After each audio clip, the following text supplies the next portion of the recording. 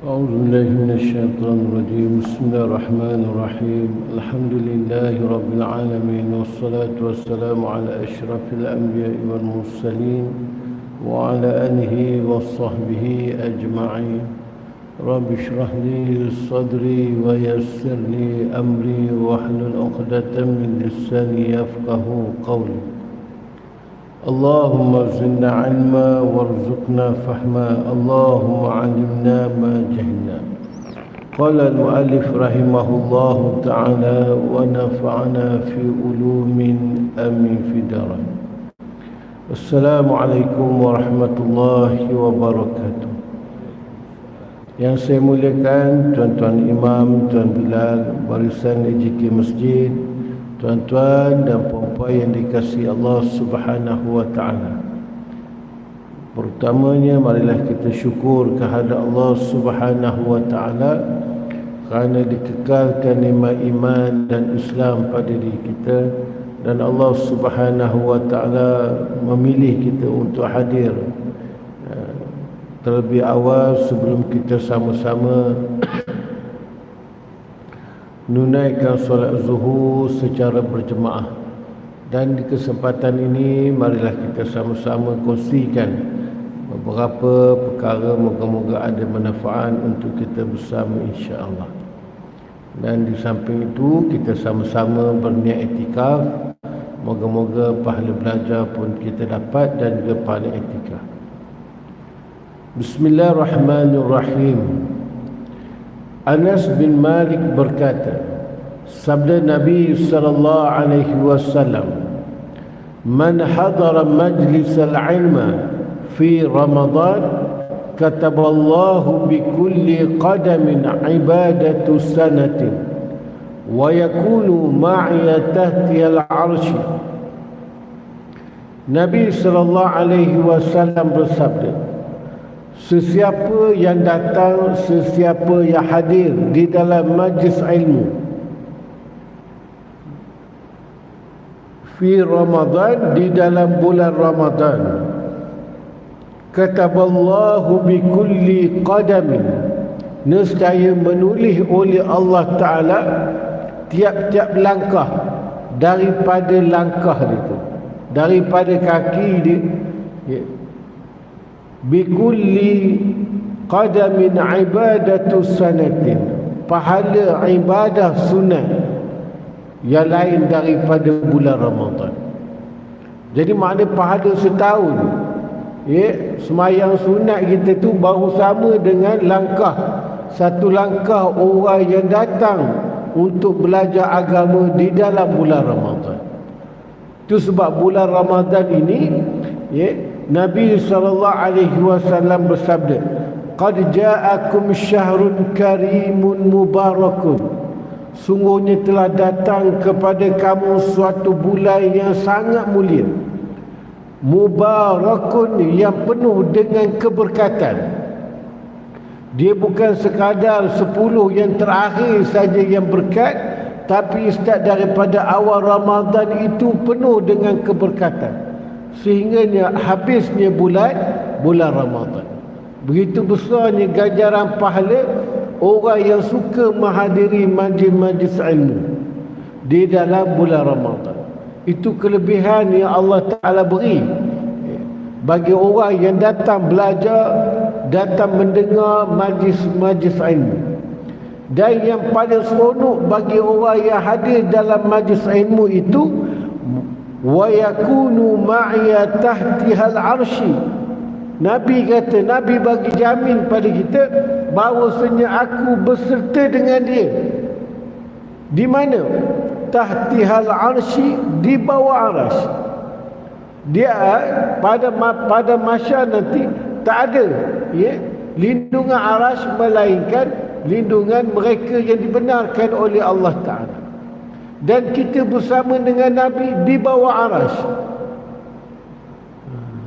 Jadi kalau kita bersama dengan Nabi, contoh macam di dunia ni, kalau anak kita pergi ke kedai dengan kakak ataupun abang ni, dia akan rasa takut, tuan-tuan. Dia akan rasa takut nak ambil ini, dia takut, kan? Nak ambil itu pun dia takut. Dia takut tak boleh bayar. Kan ambil kan kena letak balik. Kakak tak cukup duit. Tapi kalau anak kita pergi kedai dengan kita, dia tak ada takut, dia terus capai je. Sebab apa? Sebab dia tahu kita boleh membayar apa yang diinginkan. Begitu juga kita akan merasa takut. Tapi bila kita bersama dengan Nabi sallallahu alaihi wasallam, apa kita nak takut lagi? Kan? Inilah ganjaran yang Nabi kata, yang Nabi jamin orang yang suka hadir dalam majlis-majlis ilmu di dalam bulan Ramadan. Dan Nabi sallallahu alaihi wasallam menyuruh kita ni bila masuknya bulan Ramadan, dan juga bila kita berada di dalam bulan Ramadan, kita kena sentiasa menceritakan kebaikan dan juga fadilat di dalam bulan Ramadan. Itu sebab kalau kita tengok dalam masjid-masjid yang buat kuliah ataupun tazkirah, bila masuknya bulan Ramadan, dia akan hentikan kitab yang sebelum tu dibaca, dan dia akan penuhkan dengan perkara-perkara yang memberi kegemaran, yang menaikkan semangat kita untuk kita mempertingkatkan ibadah kita di dalam bulan Ramadan. Sebab Nabi suruh. Itu sebab Abu Hurairah bila datangnya bulan Ramadan, dia akan ceritakan kelebihan bulan Ramadan kepada para sahabat yang lain. Dan di antara suatu hadis yang Abu Hurairah ceritakan kepada sahabat, Nabi SAW bersabda, apabila datangnya bulan Ramadan, nak datangnya bulan Ramadan ini, malaikat di langit akan menyatakan bahawasanya, ya baghiyal khair aqbil, wahai orang yang gemar untuk melakukan kebaikan, aqbil, maka berhadap oleh kamu. Maknanya maka kamu kena buat bersungguh-sungguh pada bulan ini. Kalau kita beradab ni kan nampak bersungguhnya, kan? Macam kita lah, kalau kita nak suatu perkara, kalau kita beradab dengan orang tu, nampak sungguhnya kita, kan? Kalau kita nak suatu perkara, tapi kita nak perkara tak pandang pun muka kawan tu, jadi kita macam tak gitu je. Jadi bila berhadap ini, maka kesungguhan kita untuk melakukan perkara-perkara yang baik di dalam bulan Ramadan. Wa ya baghiya syar aqsir, wahai orang yang suka untuk melakukan kerosakan, melakukan keburukan, aksir, cukup-cukuplah. Kalau sebelum bulan Ramadan ni kuat menceritakan keburukan orang umpamanya, maka bulan Ramadan ni janganlah menceritakan keburukan orang. Berhenti dulu ceritakan keburukan orang. Tapi bagi orang yang dah terbiasa 11 bulan ceritakan keburukan orang, cari kesalahan orang, dia nak tahan sebulan tu bukan senang. Dia dah biasa mengumpat orang tu 11 bulan duk mengumpat orang, tiba-tiba 1 bulan dia nak berhenti. Itu sebab kadang-kadang mengeletar mulut dia tu jadi pakai sen tu. Bila dia dah cerita keburukan orang, rasa puas rasa. Ini orang yang suka melakukan maksiat. Jadi malaikat larang. Malaikat kata jangan kita ni, jangan kamu orang yang melakukan maksiat, malaikat suruh berhenti. Kalau dapat berhenti terus pun alhamdulillah. Jadi itu perkara-perkara yang baik yang perlu diceritakan di dalam bulan Ramadan. Dan berbaki bulan Ramadan yang ada pada bulan ini, perlu kita tambahkan amalan-amalan yang sunat. Di antara amalan sunat yang wajib kita kena lakukan dan juga kita kena tambahkan, iaitu perbanyakkan doa. Perbanyakkan doa. Sebab Nabi SAW bersabda, salasatun la turaddu da'watuhum al-imamu adilu wa saimu hatta yuftira wa da'watu mazlumi. Nabi SAW bersabda, 3 golongan yang mana Allah Ta'ala akan terima doa bila dia berdoa. Bila dia angkat tangan berdoa ataupun dia meminta kepada Allah Ta'ala, pasti Allah Ta'ala akan terima doa dia. Yang pertama dia al-imamu adilu, imam yang adil, pemerintah yang adil. Sebab apa Allah Ta'ala kata pemerintah yang adil ini Allah Ta'ala terima doa dia? Sebab payah nak jumpa pemerintah yang adil, susah. Kalau dia tu pemerintah yang adil, Allah Ta'ala terima. As-saimu hatta yuftira, orang yang sedang berpuasa sehingga dia berbuka pun Allah Ta'ala terima doa dia. Tapi puasa yang macam mana? Puasa yang disyariatkan, yang disuruh oleh Allah Ta'ala, puasa zahir dan juga puasa batin. Itu sebab Nabi SAW bersabda, kam min saimin laisa lahu min siyamihi illa ju'wal atash. Berapa ramai orang yang berpuasa, dia tak dapat apa daripada puasa dia melainkan lapar dan juga dahaga. Tapi kalau dia betul-betul dia berpuasa, dia mengikut apa yang telah digariskan oleh agama, perkara-perkara yang membatalkan puasa dan perkara yang mengurangkan pahala puasa kita, dan dia betul-betul dia berpuasa, maka orang ni Allah Ta'ala akan terima bila dia berdoa kepada Allah. Dan yang seterusnya, orang yang diinaya, orang yang terinaya, wa da'watu mazlumi, doa orang yang dizalimi. Orang kita buat naya pada orang tu doa pada Allah Ta'ala teruk kita, Allah Ta'ala terima. Kena pula orang yang berdoa tu berpuasa pula, 2 kali Allah Ta'ala terima. Tak ke pening kita buat ni?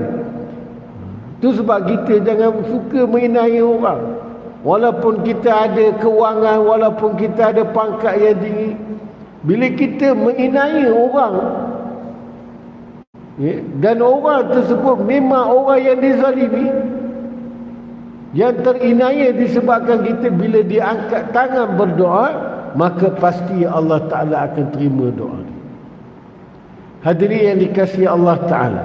Dan salah satu doa yang paling yang perlu kita doa, walaupun doa ni biasa kita baca, tapi disebabkan dah hujung-hujung Ramadan, mungkin dalam keadaan kita penat, kemas rumah, kita penat, berjalan cari persiapan raya umpamanya, kadang-kadang kita rasa penat. Bila sembahyang zuhur, terutama hari Sabtu, hari Ahad tu, habis je sembahyang terus baring, nak berdoa pun tidak. Maka sekurang-kurang kita berdoa, paling-paling malas pun, ataupun kita duduk saja-saja, maka berdoalah, Rabbana atina fid dunya hasanah wa fil akhirati hasanah wa qina azabannar. Itu paling malas lah tu.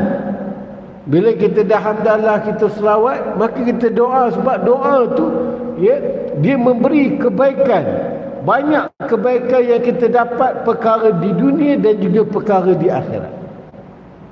Dan di antara perkara yang kita dapat bila kita sentiasa berdoa, dengan doa tersebut Allah Ta'ala menjadikan kita ni orang yang beriman, orang yang percaya dengan apa yang diturunkan oleh Allah Ta'ala. Tak ada rasa keraguan pun. Dan juga orang yang bertakwa, orang yang takut akan meninggalkan perintah Allah Ta'ala. Itu sebab kewajipan ayat yang mewajibkan kita ni berpuasa, akhir dia tu la'allakum tattaqun. Pasti bila kamu ni berpuasa, pasti kamu akan menjadi orang yang bertakwa, iaitu orang yang takut untuk melakukan perkara yang dilarang dan orang yang takut untuk meninggalkan perkara yang disuruh oleh Allah Ta'ala. Ya, itu sebab puasa, ya, puasa adalah ibadah yang kita dengan Allah Ta'ala saja yang tahu. Kalau kita takut akan sesaan dan juga perkara yang Allah Ta'ala janjikan bagi orang yang meninggalkan puasa, sudah pasti kita tidak akan meninggalkan puasa. Ada pun ibadah-ibadah yang lain orang boleh nampak, tapi puasa orang tak boleh nampak, kan? Kadang-kadang kita kecil-kecil, kan, lepas mandi tak, keluar daripada bilik air tu muka macam letih, padahalnya 2-3 teguk lah, kan? Tapi orang tak nampak, kan? Tapi bila kita ni tahu, ya, masa tu kita pun kecil lagi, kan? Kita pun pendek akal dia, tak berapa faham pun, kecil lagi, kan? Umur 5 tahun 6 tahun, kan? Ya. Jadi itu antara kita dengan Allah. Itu sebab orang betul-betul dia takut, ya, dan dia berpuasa dengan puasa yang sebenar. Akhir dia tu Allah Ta'ala kata la'allakum tattaqun, pasti kamu menjadi orang yang takut untuk melakukan maksiat walaupun selepas daripada bulan Ramadan. Ini tarbiyah yang diberikan oleh Allah.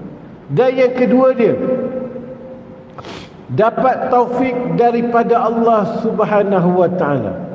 Kita ni dapat kekuatan untuk melakukan ibadah sunat tu, dan juga terutama sekali ibadah wajib. Kalau kita doa supaya Allah Ta'ala berikan kebaikan, manfaat di dunia ini, Allah Ta'ala berikan kekuatan kita untuk berdoa, untuk melakukan perkara sunat. Sebab kekuatan ni bukan semua orang dapat. Setengah orang, ya, dia dapat membaca Al-Quran di dalam bulan Ramadan. Setengah orang dia dapat tengok je Al-Quran dekat rak di dalam bulan Ramadan. Itu beza dia. 15 minit dia tengok je Quran dekat rak tu. Kalau dia baca 15 minit tu pun dah berapa patah perkataan dah dia dapat. Tapi tak ada kekuatan. Nak berzikir, tengok je buah tasbih. Buat dia tengok buah tasbih tengok dia, kan? Sampai masuk zuhur. Tak berzikir, menung, kan? Tak ada kekuatan. Allah Ta'ala tak beri kekuatan pada dia. Maka bila Allah Ta'ala berikan kekuatan untuk kita, untuk ambil Al-Quran dan baca Al-Quran, walaupun 5 minit sebelum azan umpamanya, walaupun 5 minit sebelum kita bekerja, kita keluar, kita sambung pekerjaan kita, itu adalah taufik daripada Allah, ya. Itu kelebihan doa, ya, yang mana kita dapat bila kita berdoa dengan doa tersebut. Dan yang seterusnya, diberi faham tentang masalah agama. Kadang-kadang kita belajar, kita dengar orang mengajar, kan, tengok muka macam faham je, rupanya apa orang tak faham. Kawan-kawan ofis kita kata, tadi dengar tazkirah, dengar, kan, cuba share sikit, nak ustaz tu cakap apa. Okeylah, ustaz Zuhur dia berhenti syap itu. Yang dipahami ustaz berhenti syap itu je yang dipaham. Apa yang ustaz kongsikan, apa pun tak faham. Nah, jadi datang belajar, duduk dalam majlis ilmu itu dah satu kebaikan dah. Tapi bila kalau kita faham tentang masalah agama, itu lebih baik yang kita perolehi. Ya. Dan yang seterusnya, ada peluang untuk buat kerja baik dan amal yang soleh.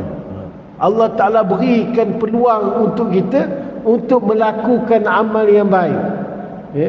Allah Ta'ala berikan ruang untuk kita untuk berbakti kepada kedua ibu bapa kita, ya. Allah Ta'ala berikan peluang untuk kita tolong masyarakat yang dalam kesusahan umpamanya. Ada peluang tu. Ya. Kadang-kadang orang ni dia ada duit, tapi dia tak ada peluang, dia tak ada masa. Dia tak nampak pun peluang-peluang untuk melakukan kebaikan. Dan yang seterusnya, mendapat ilmu dan ilmu itu dapat memberi manfaat bagi dia.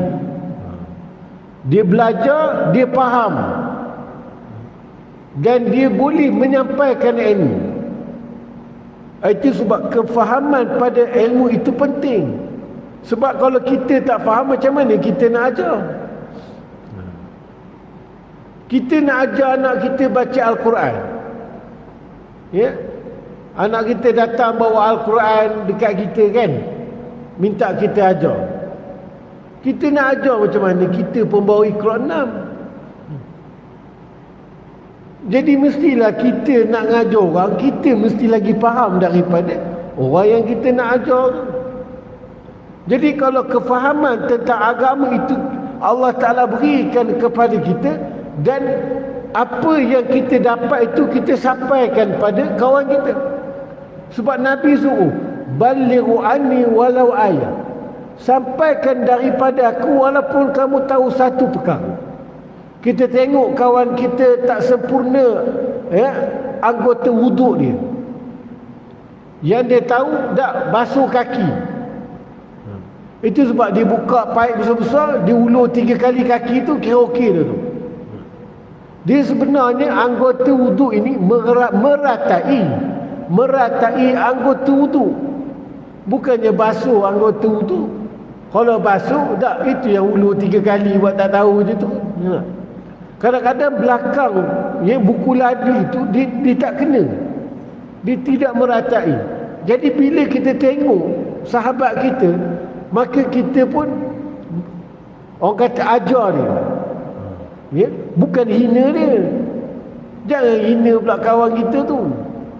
Tu tak kena tu, bawa buku lali tu, dah tua pun bodoh. Jangan cakap gitu. Kita kalau kita nak ajar, jangan kita hina dia. Kalau kita nak nasihat, jaga aib dia.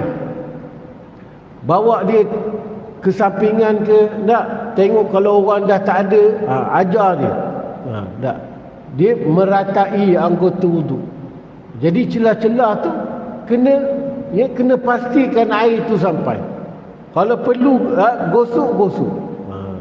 Ya. Kalau dia yakin, ya, dengan dia tu basuh tu dah meratai anggota wuduk, tak ada masalah. Tapi kalau kita tengok, itu sebab kita dalam kita ni nak menyampaikan ilmu, tak semestinya kita ni ustaz. Baru ustaz pun tak apa. Yang penting kita faham ilmu tersebut. Baik, itu kelebihan kebaikan dia. Dan yang seterusnya, dia akan mendapat isteri yang solehah. Orang yang doakan kebaikan dapat minta di dunia ini, ya, doa tersebut Allah Ta'ala berikan isteri yang baik bagi diri dia. Dia dapat isteri yang baik, ya. Isteri yang walaupun dia tu tak berpuasa, tapi dia bangun masak sahur untuk itu. Kalau nak ikut kan, siapa yang puasa, dia lah yang bangun. Masak sahur tu bukan kerja isteri kan, kerja isteri melayan suami. Tapi disebabkan kita dapat isteri yang baik, walaupun dia tu, ya, tak berpuasa, tak boleh berpuasa, tapi dia bangun awal daripada kita yang berpuasa. Kan? Menyediakan juadah untuk kita ni bersama. Ini isteri yang baik. Kalau isteri itu kita dapat isteri, cuba tengok, ya, Ummu Salamah, bila Nabi SAW, ya, suruh sahabat dah nak mengerjakan haji, disekat oleh orang kafir, tak dapat. Nabi suruh para sahabat untuk bertahallul. Dah daripada Madinah nak ke Mekah, disekat, tak boleh mengerjakan, maka bertahallul lah. Nabi suruh sahabat sembelih binatang korban dan juga bercukur, bertahlul. Kira tahun tu kira tak jadi buat haji. Maka sahabat buat tak tahu je. Buat tak tahu. 3 kali Nabi bagi tahu. Buat dak je sahabat. Maka Nabi dalam keadaan kecewa, Nabi masuk dalam kemah Ummu Salamah. Ini tengok isteri yang baik. Isteri yang baik. Bila Nabi kata apalah para sahabat, Nabi marah sahabat dia. Maka apa yang keluar daripada mulut Ummu Salamah, dia kata, kamu jangan cerca sahabat kamu, kerana mereka itu adalah orang yang taat pada kamu. Sungguhnya mereka itu telah patah hati, datang jauh-jauh daripada Madinah, tuk-tuk tak boleh pula buat haji. Lepas tu buat perjanjian dengan orang kafir, dinamakan perjanjian Hudaibiyah tu. Berat sebelah pula. Kalau orang Mekah pergi menganut agama Islam, kena hantar balik. Tapi kalau orang Madinah yang telah keluar daripada Islam, lari ke Mekah, tak payah hantar balik. Tak ke berat sebelah. Jadi itu yang orang Muslim rasa patah hati tu. Maka Ummu Salamah kata, kamu keluar daripada kemah ni, kamu lakukan apa yang kamu katakan, tanpa kamu berbicara dengan sesiapa pun. Ummu Salamah kata, tak, ditenangkan Nabi SAW dan suruh Nabi buat. Jangan cakap. Kan? Kita ni banyak bercakap. Sedekah kan, suruh orang sedekah. Tapi orang tak nampak pun kita bersedekah. Yang orang nampak kita terima sedekah kan. Patutnya bila nak bersedekah tak payah cakap banyak, terus je beli beras, terus beli bahan makan, terus bersedekah. Maka bila Nabi SAW keluar kemah, sembelih binatang korban dan juga panggil orang untuk cukur rambut dia, bila sahabat tengok, semua sahabat buat. Itu sebab ulama kata lisanul ahwal aqwa min lisani maqal. Percakapan perbuatan itu lagi kuat daripada percakapan perkataan. Kita suruh anak kita semayang, kamu semayang cepat, semayang. Yang kita baring. Macam anak kata tak apa, tunggu ayah bangun lah baru semayang. Tak ke sama-sama baring. Orang kalau dah suruh tu, terus je lah kita bangun. Itu sebab perbuatan itu lagi kuat daripada percakapan. Jadi kalau dapat isteri yang baik, alhamdulillah kan. Dalam keadaan kita nak raya, anak-anak masuk sekolah, tiba-tiba adik-beradik pula nak minjam kan. Kita kata kita ni bukan tak ada, tapi kita pun nak guna juga. Tapi bini tu tak apalah bang kan. Dia pun bukan siapa, adik-beradik, mungkin dia terdesak dan mencari merata dah kan. Apalah salah tak? Kalau tak boleh bagi banyak, bagi sekadar kemampuan. Ini isteri yang baik. Kalau isteri yang tak baik, tak, kita ada masalah dengan rakan sekerja kita dekat ofis kan. Balik rumah kita cerita bini kita kata, kalau jenis bini tak baik. Saya dengar abang cerita, tengok gaya dia, saya dah tahu dia tak betul tu. Kata, dia jahat tu. Padahal ni dia tak pernah jumpa pun kawan kita tu. Tapi dia lagi bakar kita kan. Ini isteri yang tak baik. Dia bagi lagi kita nak naik kemarahan kita. Baik. Jadi isteri yang baik, kita dapat isteri yang baik. Dan mendapat, dan yang seterusnya mendapat anak yang menjadi penyejuk mata.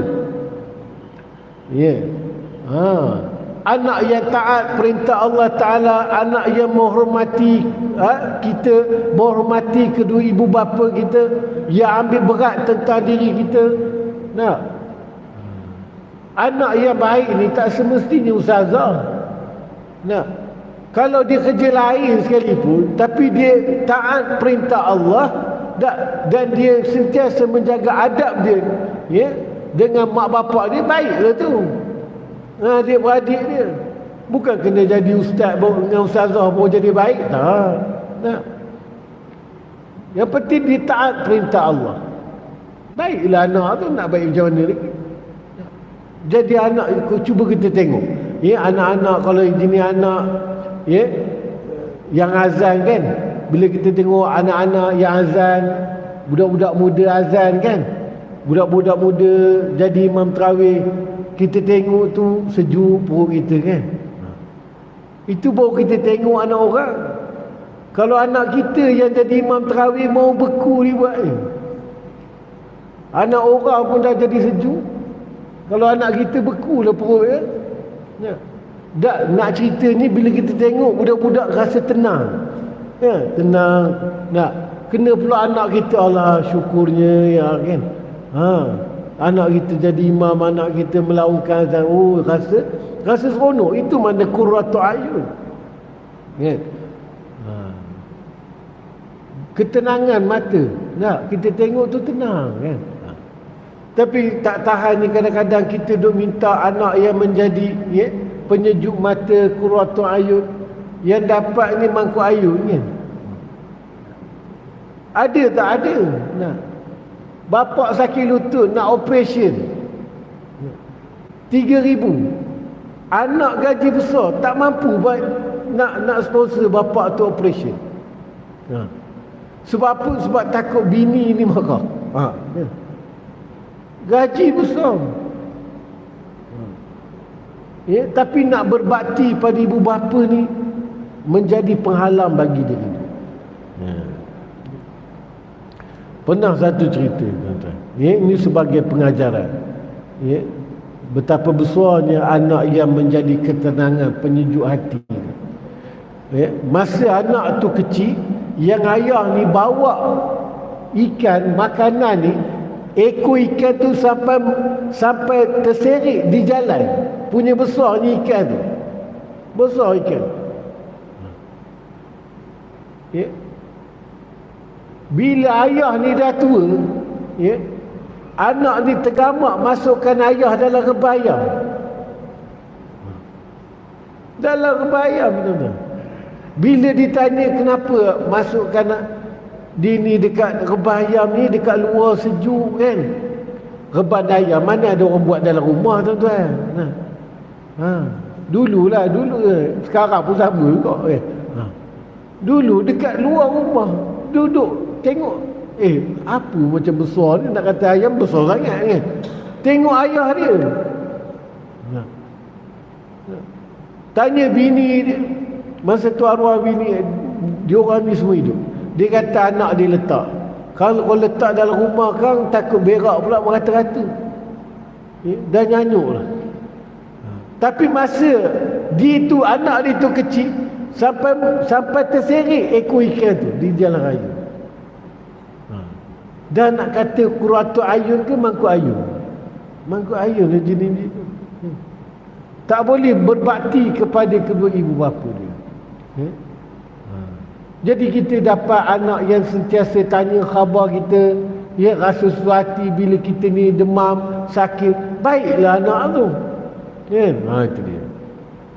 Jadi orang yang berdoa, ya, dengan doa Rabbana atina fid dunya hasanah wa fil akhirati hasanah wa qina azabannar ini, Allah Ta'ala berikan kawan yang baik bagi dia. Kawan yang sentiasa ajak dia untuk melakukan kebaikan. Kawan yang sentiasa menegur dia jika dia melakukan kesalahan. Itulah kawan yang baik. Kalau kita buat salah, kawan tu terus tegur. Sebab apa? Sebab dia tak sanggup kita ni menerima dosa daripada Allah. Itu kawan yang baik. Tapi kawan macam ni yang kita buat musuh. Aduh, leceh lah. Dia ni kalau datang tak makruh haram. Begitu lah. Tak suka kita dengan kawan begitu kan. Dia ni kalau datang mesti nak ngajak pergi masjid je kan. Orang ajaklah lepak ngopi ke, baru betul kawan. Begitu. Kalau ngajak benda-benda yang baik, rasa macam tak best dia berkawan. Sebenarnya kawan yang baik, kawan yang sentiasa ingat kita untuk melakukan kebaikan. Ya. Jadi orang yang berdoa dengan doa yang demikian, ya, Allah Ta'ala berikan, ya, perkara-perkara tersebut, ya, sebab dia berdoa pada Allah Ta'ala, hal keadaan dia tu ya, dalam keadaan dia itu berpuasa. Dan doa orang yang berpuasa ni Allah Ta'ala terima. Jadi di antara amalan yang sunat, ya, yang perlu kita lakukan di dalam bulan Ramadan, perbanyakkan kita ni berdoa. Sebab Allah Ta'ala tidak akan tolak, ya, doa kita sehingga kita ni berbuka puasa. InsyaAllah tuan-tuan, setakat itu dulu kita yang saya dapat kongsikan dengan tuan-tuan pada hari ini.